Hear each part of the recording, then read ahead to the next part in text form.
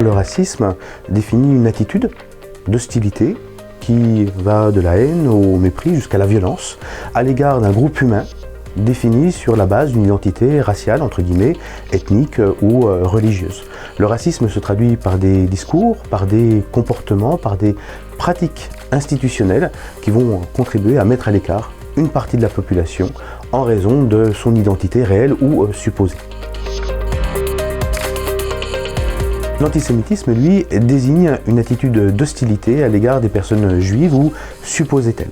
Il faut remarquer au cours de l'histoire une forte plasticité de l'antisémitisme qui va épouser des formes extrêmement diverses en fonction des époques et des sociétés. Alors cette distinction entre antisémitisme et racisme ne conduit évidemment absolument pas à une hiérarchisation, il s'agit juste de distinguer deux phénomènes différents.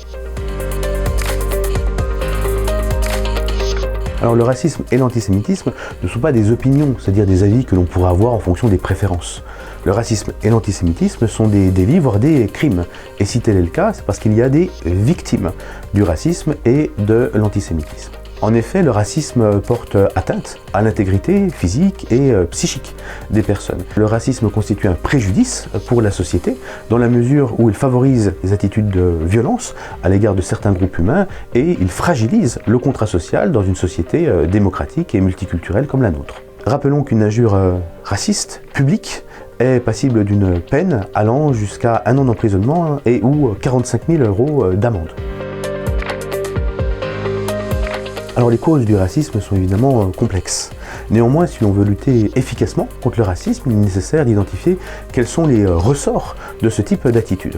Il me semble que les attitudes racistes proviennent soit des idées que l'on a, c'est-à-dire des représentations que l'on se fait de l'autre, soit des interactions avec ceux que l'on considère, à tort ou à raison, comme des étrangers. Dans le premier cas, ces représentations peuvent venir soit du milieu familial, du groupe d'amis, mais elles peuvent aussi venir de l'histoire longue des théories pseudo-scientifiques qui sont aujourd'hui véhiculées par certains groupuscules ou encore par les réseaux sociaux. Dans le deuxième cas, le racisme s'identifie plutôt à des expériences conflictuelles, bagarres, insultes, provocations entre des jeunes qui ont tendance à s'identifier par leur appartenance à un groupe, ce qui les rassure et en même temps les enferme.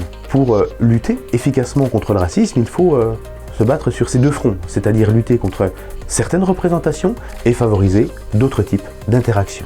Donc dans la mesure où le racisme est un ensemble d'idées fausses, il revient au professeur de déconstruire ces représentations et surtout montrer les horreurs auxquelles ce type d'idéologie a pu conduire dans l'histoire. Mais si le racisme est aussi une affaire d'interaction, il est nécessaire de favoriser davantage de coopération entre les élèves, les amener à développer une véritable solidarité au sein même de l'école. L'académie présente un certain nombre de particularités. Il y a à la fois des territoires ruraux, des territoires urbains où se rencontrent des populations héritières de l'immigration, d'autres présentes depuis plus longtemps. Les manifestations du racisme sont variées en fonction des territoires, même s'il s'agit toujours d'une attitude d'hostilité, de haine, de mépris, de violence à l'égard d'un groupe identifié comme différent. Dans l'Académie de Besançon, nous avons un certain nombre de lieux où il est possible d'amener les élèves afin de se familiariser avec cette longue histoire qu'est celle de la Franche-Comté dans la lutte contre le racisme et l'antisémitisme. Je pense en particulier au musée de la déportation et de la résistance, à la citadelle de Besançon, je pense aussi à la maison de la négritude, à Champagney, je pense aussi au château de Joux. Et il est possible d'inscrire les élèves dans cette perspective afin qu'ils se familiarisent avec cette histoire qu'est celle de la lutte contre le racisme et l'antisémitisme. Et la Franche-Comté présente quand même un certain nombre de ressources intéressantes pour le travailler. Dans le cadre de l'école, et tout particulièrement à l'occasion de la semaine d'éducation et d'action contre le racisme et l'antisémitisme, il est possible de proposer des projections de films, des débats, des expositions.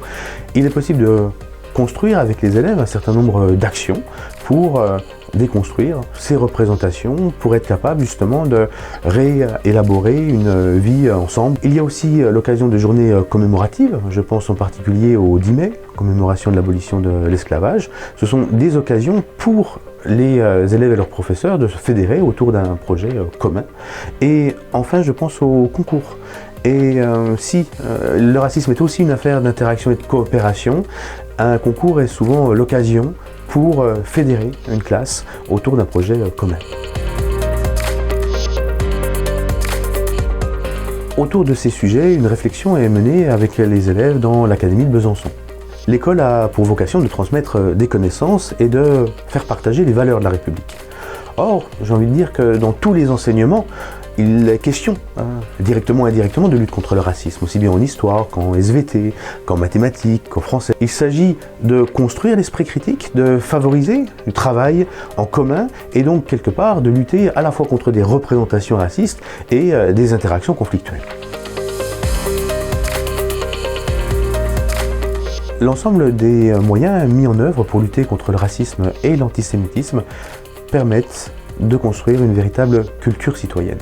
En effet, comment faire société si on ne considère pas l'autre comme un concitoyen, comme un égal, comme un frère humain? Cela contribue aussi à retisser des liens entre des jeunes qui ont parfois tendance à se replier sur leur supposé groupe d'appartenance. Comment penser une société quand les liens entre les jeunes sont aussi distendus? Au fond, il s'agit de faire prendre conscience aux élèves que ce qui les rapproche est plus important que ce qui les distingue.